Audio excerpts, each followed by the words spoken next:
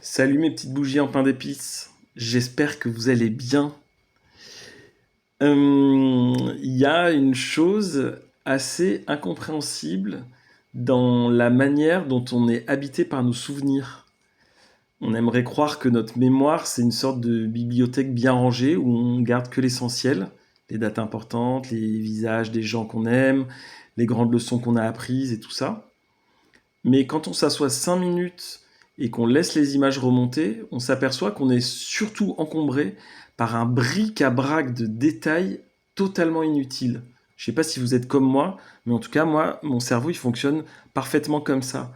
On se souvient avec une précision chirurgicale de la texture d'un papier peint dans une salle d'attente où on a passé 10 minutes il y a 15 ans. On se rappelle la forme exacte d'une tache d'huile sur un trottoir, un mardi de pluie, sans savoir ce qu'on faisait là ni où on allait.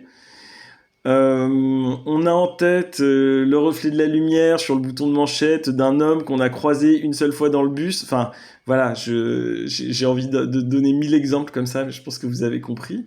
Mais pourquoi est-ce que c'est ces trucs-là qui sont restés?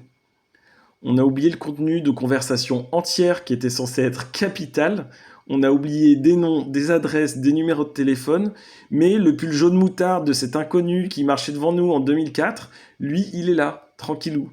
Il est intact et on pourrait presque sentir la laine un peu rêche, les mailles un peu défaites, etc. Et c'est étrange, cette capacité qu'on a à stocker des scories. On trimballe avec nous des gigaoctets, je sais pas comment on dit, gigaoctets moi j'appelle ça des gigots tout simplement. On trimballe avec nous des gigots de vide absolu, des fragments de décors qui n'ont aucune valeur sentimentale, aucune utilité pratique, aucune charge symbolique, mais c'est juste des résidus de réalité qui sont accrochés à nous comme des morceaux de velcro, quoi. Et d'ailleurs, on essaie souvent de donner du sens à ce qu'on retient. On se dit, si je me souviens de ce détail, c'est que ça devait être important. On cherche une explication psychologique à un traumatisme caché ou une révélation inconsciente, mais peut-être qu'il n'y a rien à trouver. Peut-être que la mémoire, c'est juste un filet mal foutu qui laisse passer les poissons et qui retient les algues et les vieux pneus. Et ce qui est fou, c'est que comme on est fait de notre mémoire, on est fait de ces images parasites.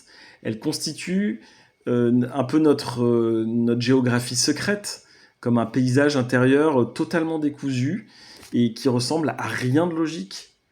C'est plus une sorte d'inventaire de formes, de couleurs et d'odeurs qui ne mène nulle part. Et on vit avec ce bruit de fond permanent. C'est comme un musée de l'insignifiant qui tourne en boucle derrière nos pensées sérieuses. Et avec ce truc-là, on devient des espèces de conservateurs d'une collection d'instants dont personne ne veut, mais même pas nous en fait.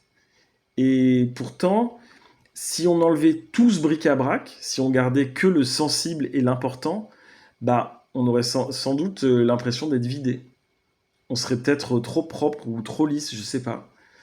Il y a quelque chose de notre culture qui s'échapperait en fait. Et il n'y a pas de conclusion à en tirer sur l'architecture de l'esprit à ce niveau-là. Enfin, pas de ma part, je suis pas scientifique, je suis pas neuroscientifique. Et je pense pas qu'il y ait de méthode pour mieux trier ses souvenirs. Mais on est juste là à marcher avec ce sac de pierres dépareillé sur le dos, sans savoir pourquoi on a choisi celle-là plutôt qu'une autre. On avance juste dans le présent, encombré par des morceaux minuscules de passé qui ont absolument aucune raison d'être là. Et on regarde ces fragments-là comme on regarde les feuilles mortes au pied d'un tronc, sans essayer de comprendre l'arbre entier. On constate simplement que ce désordre, il nous appartient. Et que nous, on est ce mélange de poussière et de lumière qui stagne dans un coin de la forêt.